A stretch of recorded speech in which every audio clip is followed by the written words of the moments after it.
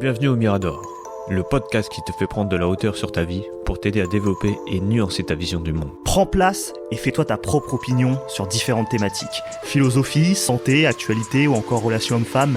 Ici, pas d'interdit. On ne sera peut-être pas d'accord sur tout, mais t'inquiète pas, ça va bien se passer. Avant de vous laisser avec votre épisode, on a créé une adresse mail, lemiradorpodcast@gmail.com, pour être en interaction directe avec vous et avoir vos retours. N'hésitez pas à liker, partager, commenter et on se dit à tout de suite. Bonjour à tous, on se retrouve aujourd'hui pour un nouveau podcast du Mirador. Je suis avec Nat. Comment ça va, Nat ? Ça va bien et toi ? Ça va super. Donc là, on se retrouve pour la loi numéro 16 de Robert Greene, les 48 lois du pouvoir, qui dit « Faites-vous désirer ». Ouais. Donc si tu veux bien nous lire le principe. Alors c'est parti pour le principe. Tout ce qui est rare est cher. Plus on se fait voir, plus on se fait entendre. De plus on semble ordinaire. Si vous faites partie d'un groupe, éloignez-vous-en un certain temps et l'on parlera de vous davantage. Vous serez même plus admiré. Pratiquez l'absence, la rareté augmentera votre valeur. Je vais vous lire la violation et le respect de la loi, enfin c'est un résumé. Donc, ça dit que Guillaume de Balaun était un troubadour de la seconde moitié du XIIe siècle, originaire de la région de Montpellier en France. Il voyageait dans le sud de la France, de château en château, récitant des poèmes et chantant sur l'amour courtois. Alors qu'il séjournait au château de Javiac, il tomba amoureux de son hôtesse Guillermette. Il la courtisa avec des chansons et de la poésie, joua aux échecs avec elle et gagna peu à peu son cœur. Guillaume voyageait avec son ami, Pierre de Barjac, qui tomba également amoureux d'une dame du château, Viernette. Lorsque Pierre et Viernette se disputèrent, Guillaume les aida à se réconcilier. Intrigué par l'intensité de l'amour après une dispute, Guillaume décida de feindre la colère avec Guillermette pour qu'ils vivent la même chose. Il ignorait ses lettres et restait éloigné d'elle pendant les festivals et les chasses. Mais au lieu de lui donner envie de se réconcilier, son comportement la fit l'aimer encore plus. Guillermette lui envoya des lettres d'amour que Guillaume trouva indignes et cela le fit remettre en question son amour pour elle. Finalement, et au bout de plusieurs mois, Guillermette abandonna Guillaume et cessa de lui envoyer des messages. Il se demanda alors si elle était enfin en colère et se renda à Javiac pour goûter la réconciliation. Mais lorsqu'elle sut que son amant était de retour, elle se précipita à ses genoux et implora son pardon. C'était un échec retentissant pour Guillaume, qui la repoussa durement, menace à la pluie. Guillemette jura de ne plus revoir Guillaume et le fit chasser du château lorsqu'il revint le lendemain, exprimer ses regrets. De retour dans sa chambre, il s'effondra en larmes. Il multiplia les missives, mais n'eut aucune réponse en retour. Puis après quelque temps, Guillemette, se languissant à nouveau de lui, ordonna pour le punir de sa cruauté qu'il s'arrache l'ongle de la main droite et qu'il lui envoie avec un poème décrivant ses souffrances. Il fit selon son désir, et Guillaume Balaun put enfin goûter la jouissance suprême, une réconciliation surpassant en intensité celle de son ami Pierre. Interprétation. Guillaume de Balaun a découvert involontairement la loi de l'amour, qui dit que, au début d'une relation amoureuse, il faut affirmer et marquer l'autre de sa présence. Cependant, une fois que les émotions sont établies, l'absence devient plus intégrante et excitante. La persistance de Guillemette a poursuivi Guillaume à diminuer son affection, mais lorsqu'elle a arrêté, il s'est senti davantage attiré par elle. Dans l'amour courtois médiéval, une dame testait souvent son chevalier en l'envoyant dans une quête longue et difficile pour créer une absence bénéfique. Si Guillaume n'était pas parti en premier, elle l'aurait probablement envoyé loin d'elle. Voilà pour la violation et le respect de la loi. Alors Nat, qu'est-ce que tu as pensé de tout ça ? J'ai l'impression que c'est vraiment un mode opératoire pour gérer ces relations amoureuses. Je dis ça dans le sens où c'est du classique de classique, tu vois, le côté, quand on dit on joue au jeu du chat et de la souris, très souvent dans les couples, c'est ça, c'est suis-moi, je te fuis, et fuis-moi, je te suis. C'est souvent ça qui se passe. Et là, c'est un exemple typique, hein. On l'a tous vécu, tu vois, combien d'entre nous n'ont pas vécu ça à un moment dans leur vie. Parfois, tu t'investis trop, donc la personne en face, elle est un peu en mode, tu vois, waouh, qu'est-ce que tu fais, c'est trop de pression pour moi et tout. Et donc elle se barre, elle te fuit, et toi t'es encore plus comme un chien et tout. parfois ça arrive que la situation s'inverse après. Ouais. Elles finissent par, personne par s'attacher à toi et toi t'es en mode ouais bon c'est bon t'es relou. Et toi tu vas peut-être aller chercher d'autres personnes à côté tu vois. Et donc là bah, c'est un cas typique où ils essayent d'attraper l'autre Ouais. en faisant naître de l'absence, du manque. Et voilà, hein, Mais ouais, c'est. dites-nous aussi, vous, chers auditeurs, qu'est-ce que vous en pensez? Est-ce que vous aussi, vous avez vécu ça? Est-ce que vous voyez dans cette loi, dans cette violation et respect de la loi en même temps? Ce que Nat a dit, est-ce que vous l'avez vécu aussi ou est-ce que c'est que nous? N'hésitez pas à nous le dire en commentaire, ça nous ferait plaisir. Donc voilà. Ouais. Moi j'ai l'impression que c'est vraiment le côté, tu vois, j'avais pris une image, c'est les montagnes russes. Dans les relations, c'est vraiment ce qui a tendance à marquer, c'est que tu montes très haut, mais tu descends aussi très bas. Et ce Ouais. qu'il faut éviter, c'est le côté où c'est plat en fait. En général, Ouais, dans c'est les ça. attractions, tu vas, je sais pas, n'importe où. Tu vas au parc Astérix, par exemple. Ce que tu veux comme attraction, c'est pas les trucs. C'est pas le truc genre où il y a les bateaux qui tournent, tu vois, Ah oui, de ouf. ou les tasses qui tournent. Ouais. Toi, tu veux faire Bah, Toutatis, ouais, Osiris, ouais. tu veux faire des trucs à sensation forte. Et ben c'est ça, c'est cette image-là, sensation forte, qu'il faut garder. Et du coup, ça passe par des moments, bah, comme on le voit dans l'histoire, de réconciliation intense, et aussi des moments où il y a des grosses colères et donc il y a du drama. Ouais. Bah, après, moi, j'avais mis un genre d'exemple, tu vois, genre une personne qui répond à tes messages immédiatement et d'un jour à l'autre ne répond que rarement. Ça fonctionne aussi quand tu veux draguer une femme ou un homme. Tu vois, Ouais, par exemple, tu vas la draguer, tu vas la courtiser grave, et d'un coup, tu te stoppes. ouais, Donc d'un coup, elle va commencer à dire, ouais, c'est bizarre. Tu sais, c'était habitué, et que tu lui envoies des messages, et d'un coup, elle va dire, attends, le mec, d'un coup, il a trouvé une autre femme, il ouais, a c'est trouvé une autre souvent ça. meuf, il est passé à autre chose. C'est elle-même qui va se poser des questions sur toi, elle va pas arrêter de penser à toi, et là, elle va t'envoyer un message. Ouais, le coup classique, c'est tu couches avec et après tu la Tu la recontactes next. plus. Ouais. Et elle est en mode, mais il m'a next, c'est un connard en fait. Ouais. Envoie-moi des trucs, donne-moi des nouvelles et tout. Parce qu'elle s'est investie du coup Oui. puisqu'elle est allée jusqu'au rapport sexuel. Donc c'est. Et même si tu envoies un message 3 4 jours après, elle va sauter au plafond, quoi. Ouais, ouais, c'est ça. C'est l'idée un peu de cette loi. Et c'est marrant de voir que, bon, comme d'hab en fait, c'est toujours pareil. Et tu vois, ils emploient le terme missive et message, mais nous on fait ça avec les applis modernes, avec Oui. WhatsApp, Snapchat, tout ça, enfin vous connaissez. Une citation, enfin, qui dit que l'absence diminue les médiocres passions et augmente les grandes. Comme le vent éteint les bougies et allume le feu. La Rochefoucauld, 1613-1680. Mm. Tu dis déjà, en fait, c'est vraiment le cas qu'on n'a jamais changé, quoi. Ouais. Ouais, tu Même si tu as de la technologie maintenant, on fait toujours la même chose. ouais.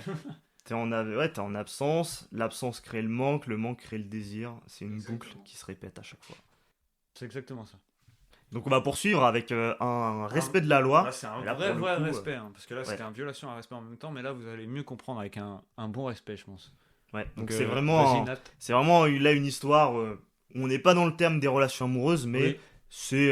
ça s'applique de manière tout aussi efficacement. Ouais, bah, je pense que ça va leur permettre de bien comprendre comment respecter cette loi. Alors, je vous lis un petit résumé. Les Assyriens dominèrent cruellement le Moyen-Orient pendant des siècles. Mais au 7e siècle avant Jésus-Christ, les Mèdes se libérèrent de leur joug. Ne souhaitant plus de système politique gouverné par un seul homme, le pays sombra peu à peu dans le chaos et se divisa en petits royaumes, où les combats faisaient rage. Déocès, un homme sage et impartial, se fit un nom dans son village et plus tard dans tout le pays pour sa capacité à régler les différends. Il réussissait si bien qu'on lui donna de plus en plus de tâches, et finit par devenir l'arbitre de la justice dans le pays. Cependant, fatigué de ses responsabilités, Déocès se retira, et le pays sombra dans l'anarchie. Avec son départ, la violence avait regagné le pays, et l'anarchie gouverna de nouveau. Réunis en conseil, les Mèdes finirent par se résumer à nommer un nouveau roi pour mettre fin au chaos, et ils plébiscitèrent bien sûr Déocès, qui eut bien du mal à se laisser convaincre. Il imposa ses conditions, bâtir un immense palais, lui fournir des gardes du corps et construire une capitale à gouverner. Ces règles étaient très strictes. Personne n'était admis en sa présence, on ne pouvait communiquer avec le roi que par messager, et nul ne pouvait le voir à la cour plus d'une fois la semaine. Son règne dura 53 ans et établit les fondations de ce qui serait plus tard l'Empire perse. Pendant son règne, il suscita la vénération du peuple, le considérant comme le fils d'un dieu. Alors, comment on peut interpréter cette loi? Déocès, très ambitieux, avait conscience des besoins de son peuple en matière de gouvernance. Dans un pays en proie à l'anarchie, il comprit qu'en devenant juge et arbitre, il pouvait se faire respecter. Cependant, à force de répondre à toutes les sollicitations, il devint trop célèbre et disponible, perdant ainsi le respect qui lui était dû. Pour regagner le pouvoir et la vénération, Déocès décida de s'effacer complètement, laissant les Mèdes goûter à la vie sans lui. Ils finirent par le supplier de devenir leur roi. Dans son palais isolé, rares étaient ceux qui pouvaient le voir, renforçant ainsi la légende d'un être différent des simples hommes. Donc ici, on se retrouve avec une autre application, mais on voit bien que c'est la même technique qui est utilisée. Cette fois, c'est pas dans une relation, mais c'est pour créer un peu un imaginaire auprès des gens et vraiment captiver toute une population. C'est comme si, tu sais, genre, t'avais un mec qui était là, il remettait le pays en place, et d'un coup, il avait trop de demandes, trop de trucs. Il commençait à perdre du respect, comme il a dit. Genre, il s'est éloigné, et comme ça, ils se sont dit, merde, attends, mais s'il est plus là, on va jamais y arriver, on pourra pas s'en sortir. Ouais. Et ils l'ont supplié pour qu'il revienne, et là, quand les mecs qui viennent te supplier, c'est que t'as tout gagné. Oui, bah tu peux exiger des choses. Ah ouais, c'est pour ça qu'il a mis ses conditions. Je me suis dit, ah ouais, là, lui, il est archi bien, là. Ouais, donc c'est intéressant de voir qu'il a... Il a pas débarqué de nulle part et réclamé le pouvoir. Il a fait le travail de manière désintéressée. Et puis après, il y a trop de monde qui lui est tombé dessus pour lui demander de l'aide parce que le mec, il faisait bien son job. Alors qu'il en voulait pas au départ.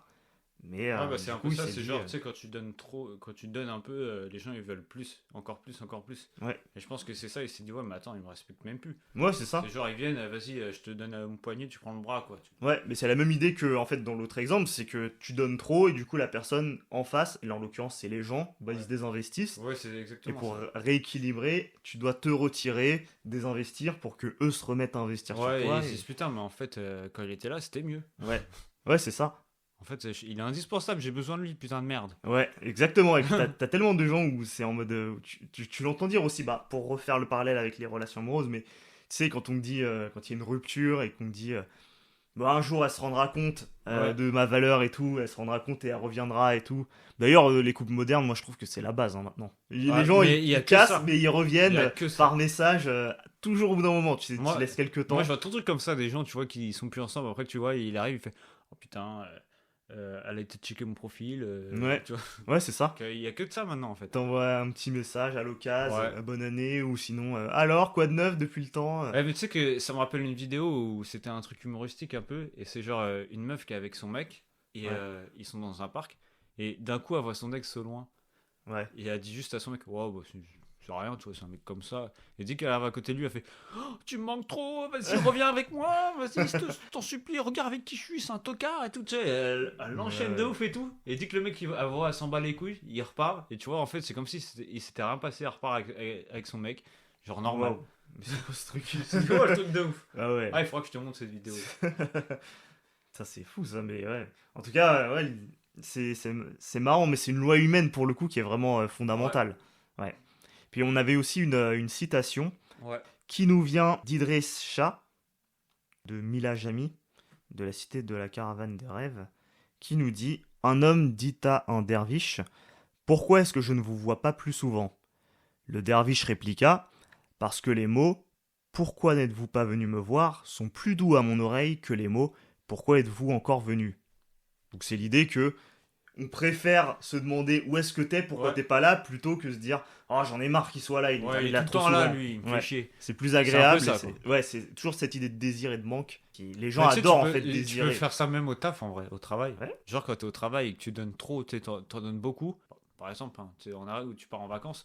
Après, je dis putain, mais il est plus là en fait pour faire ça, pour faire ci. C'est lui qui faisait ça en fait. Ouais. Et ça aussi, tu sais, c'est comme un manque. Et quand tu reviens, ils sont contents. Ah bah oui. Au début, tu les fais chier et après, au final, ils sont en fait, qu'il est là. Et du coup, ils ont envie de te refourguer tout le truc. Ouais. Mais là, soit t'acceptes et tu te soumets et tu te refais bolos, soit tu dis non, maintenant on va faire selon mes conditions, comme Déocès, tu vois. Exactement ça. Et, mais même, ça me fait penser pour faire un parallèle avec... parce qu'on cite souvent influence et manipulation, mais on peut encore faire un parallèle où on aurait le cas d'un entrepreneur qui offrerait du contenu gratuit. Oui. Parce qu'il veut se faire reconnaître, il veut que les gens l'apprécient, il veut que les gens reconnaissent aussi son expertise. parce qu'ils sont pas forcément prêts à payer ses produits tout de suite. Mm. Donc lui, il lance du gratuit à gogo. Les gens apprécient. Et d'un coup, il se dit, il arrête, parce qu'en fait, il y a trop de gens qui attendent auprès de ses produits et tout. Et il se dit, maintenant, je vais faire une offre payante. Voilà, je vais peut-être en convertir. Ouais. Il y en aura peut-être... ouais, il y a peut-être 1000 personnes qui prennent ou 10 000 personnes qui prennent mes produits gratuits. J'aurai un taux de conversion à 2% sur mes... Ah, mais tu sais que ça me fait penser à un truc, ça. Il y a un mec comme ça, je sais plus c'est qui. En plus, c'était un peu dans un truc de il va y en sexe. avoir plein. Hein. Mais- Ah ouais? Ouais, mais je pense que tu connais ce mec, mais je m'en rappelle plus. En gros, il mettait un tarif pour un produit qui était archi bas comparé Ouais. à l'échelle qu'il y avait dans le marché. Les gens étaient contents et tout. Et après, le mec, je pense qu'au bout d'un moment qu'il a eu un certain nombre de clients, il a dit bon, bah, je vais augmenter mes tarifs hein, parce que en fait, je m'en sors pas. Tu sais, il a fait un blabla genre Ouais. ouais, je m'en sors pas, c'est trop, il y a trop de demandes et tout. Donc, je vais augmenter mes tarifs. Et après, t'as même les gens qui disaient ouais, non, t'as raison, faut que tu te mettes quand même au prix du marché. Ah oui, Après, oui, tu oui. perds de l'argent. Tu vois, il a réussi à. Ouais, Et là, je me suis dit, ah ouais. à retourner le Lui, truc. il est trop chaud. Ah ouais, ouais. Ouais, ça me parle un peu, ce genre de... J'ai déjà entendu ce genre Ouais, tu vois. de mécanisme. Ah ouais, c'est ça. Donc, on va passer aux clés du pouvoir. Yes, Donc, allons-y. alors, la présence et l'absence influencent tout dans le monde. Une forte présence attire le pouvoir et l'attention. Mais à un certain point, une présence envahissante crée l'effet inverse et diminue la valeur. Exactement ce qu'on disait. Ouais. Pour maintenir le respect et la fascination, il faut savoir se retirer au bon moment, créant ainsi un jeu de cache-cache. Cette loi s'applique aussi à l'amour et à la séduction. L'absence stimule l'imagination et crée une aura autour de l'être cher. Mais une fois que l'on connaît trop l'autre, l'aura s'évanouit et l'amour peut s'émousser. Pour préserver l'amour, Ninon de L'Enclos, c'est celle qu'on avait vue dans la loi 3, je crois, Ouais. conseillait de s'éloigner régulièrement. Napoléon reconnaissait également l'importance de cette loi. Ah, Napoléon. En soulignant que trop d'exposition pouvait diminuer l'attention portée à une personne. Dans un monde dominé par l'image, le jeu de l'absence est encore plus puissant. Cultiver l'art de se retirer à propos peut susciter admiration et respect. De même sur le plan économique, en retirant un bien du marché, sa valeur peut augmenter en raison de la rareté. Cela s'illustra avec la tulipe en Hollande au XVIIe siècle et avec les peintures du marchand d'art Joseph Duvine au siècle dernier. Ça me parle aussi, Joseph Duvine. Je sais pas. Oui, je crois qu'on on a l'a parlé. déjà vu Putain, précédemment, ouais. il nous remet toujours des gens qu'on a Ouais. déjà vus. Que ça soit Napoléon, Nino de L'Enclos et tout. Ouais. Et après, il nous met une image, il nous dit que le soleil, c'est son absence qui le fait apprécier. Plus il y a des journées pluvieuses, plus on recherche le soleil. Mais que vienne la canicule et le soleil devient l'ennemi. Apprenez à vous faire désirer au point que l'on exige votre retour. Mais ça, c'est un exemple de ouf. Ouais. Parce que même nous, là, tu vois, tout à l'heure, il pleuvait, on se dit putain, mais il est où le soleil? Ouais, Et là, le c'est soleil, clair. il est un peu revenu, on a chaud, on se dit putain, Ouais, bah ouais. il fait chaud. Ouais, c'est ça, direct. Et C'est dès un que t'es en délire, vacances, quand tu kiffes le soleil, mais au bout d'un moment, au bout d'un certain nombre de jours, t'es en mode, Ouais. ouais, c'est bon, quoi. Bon, c'est bon, vas-y, il fait qu'il pleut, là, j'ai chaud. Ouais, c'est ça. C'est un Ouais. délire. Après, tu as l'autorité qui dit si la présence diminue la réputation, l'absence l'augmente. Celui qui, étant absent, passe pour un lion, ne paraît qu'une souris, étant présent. Ne paraît qu'une souris étant présent. Les perfections perdent leur lustre si on les regarde de trop près, parce qu'on regarde plutôt l'écorce de l'extérieur que la substance et l'intérieur de l'esprit. L'imagination porte bien plus loin que la vue. Et la tromperie qui d'ordinaire entre par les oreilles sort par les yeux, celui qui se conserve dans le centre de la bonne opinion que l'on a de lui conserve sa réputation. Le phénix même se sert de la retraite et du désir pour se faire estimer et regretter davantage. Balthazar Gracian, encore lui, 1600-1658, l'homme de la cour, traduit par Hamelot de la Houssaye. Putain, même lui, il revient. Ouais. C'est un délire. Pour l'autorité, je crois que c'est tout le temps lui. De base, Ouais, hein. c'est un très délire. souvent ça. Hein. Puis c'est souvent même le même l'homme Faudrait de faire cour, un quoi. podcast sur Balthazar Gracian, parce qu'il y a du potentiel sur lui. Ouais, ouais, il nous en parle souvent, ouais. Mais en tout cas, j'espère que vous avez aimé ces clés du pouvoir. Parce que je pense que là, déjà avec le respect et la violation, je pense que vous avez compris à peu près comment ça marche. Mais avec ces clés du pouvoir, je pense que vous avez bien compris. Donc, mais par contre, je vais laisser Nat vous le lire, mais il y a un petit contrario. Donc, si tu veux bien nous dire ce que c'est. Alors, cette loi s'applique uniquement à un certain degré de pouvoir. Un minimum de notoriété est requis pour que votre absence soit remarquée. Si vous partez trop tôt, on vous oublie, tout bonnement. Il faut se forger en début de carrière une image reconnaissable, reproductible et visible partout. Faute de quoi, l'absence, au lieu d'attiser les flammes, les éteint. De même, en amour, l'absence n'est efficace que si l'autre a été d'abord assiégé par votre image. Tout doit lui rappeler votre présence. En sorte que, lorsque vous choisissez de vous éloigner, il pense sans cesse à vous et continue à vous voir par les yeux de l'esprit. Souvenez-vous, au début, ne vous faites pas rare mais omniprésent. Ce n'est que lorsque vous êtes vu, apprécié et aimé que l'on souffrira de votre absence. Ouais, voilà, c'est un peu. Moi, personnellement, ce que ça me fait penser, c'est surtout l'exemple que j'ai donné vis-à-vis du travail. Hmm. Genre, tu sais, si genre tu te mets. T'en as marre. T'arrives et t'en as marre de ton travail au bout d'une semaine, les gens ils Ouais. s'en battent les couilles, tu vois.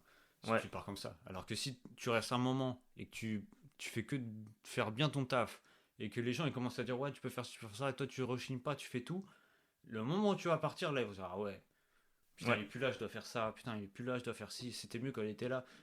Tu vois, bah c'est un peu ça en fait. Ouais, ils vont se rendre compte de ton absence et vont faire oh non, non, putain, il se barre et tout. Grosso Ça va être modo, la c'est merde. ça. Ou c'est comme si t'as une femme, par exemple, tu sais, qui t'aide. Par exemple, toi, tu travailles et elle reste à la maison, elle te fait ton ménage, tout comme ça. Le jour où vous quittez, c'est toi qui vas devoir faire toutes ces tâches et tu vas dire putain, Ouais, si j'avais su, ouais, c'est ça. C'est vraiment tu perds du temps, quoi. Ouais. Donc, mais Moi, ça me fait voilà. passer vraiment à l'idée de. Tu sais, bah, j'en parlais au tout début, mais de montagne russe. Tu vois, Oui, oui, oui. être omniprésent, c'est monter, monter, monter la montagne au début, l'attraction, tac, tac, tac, tac. Et après, t'as la descente. Et c'est ça qui fait ressentir des émotions, tu vois. Ouais. Si tu montais pas aussi haut, bah, ce serait vite Bah fait, ce serait ouais, pas s'en ouf. battent les couilles. Ouais, ce serait un petit truc vite fait, tu vois. Alors que le fait d'être monté bien haut, t'as la pression, tu dis waouh, waouh, waouh, waouh, qu'est-ce que ça va être quand ça va mal se passer, et boum. Et là, boum, Et là, tu tu m'envoies deviens, un choc t'es là. hooked après, t'es vraiment dépendant et tu te fais niquer ta race. Bon, c'est un truc un peu, ça peut être très toxique, hein, cette Ouais. loi, hein, utilisée Mais en de tout cas, manière. c'est comme il l'a dit, hein, cette loi s'applique à uniquement un certain degré de pouvoir. Donc, essayez de l'utiliser bien comme il se doit. Que dire d'autre? Que dire de Ah plus? bah on a fait le tour, hein, il me semble. Bah, ouais, On je peut- pense. J'espère que vous avez aimé. N'hésitez pas à liker, partager et surtout à vous abonner. Ça nous fait du bien. Ouais, n'hésitez Surtout pas. au Ça référencement nous aussi. soutient Donc, beaucoup. merci beaucoup. Et on vous dit à jeudi prochain pour un nouvel épisode. Salut à tous.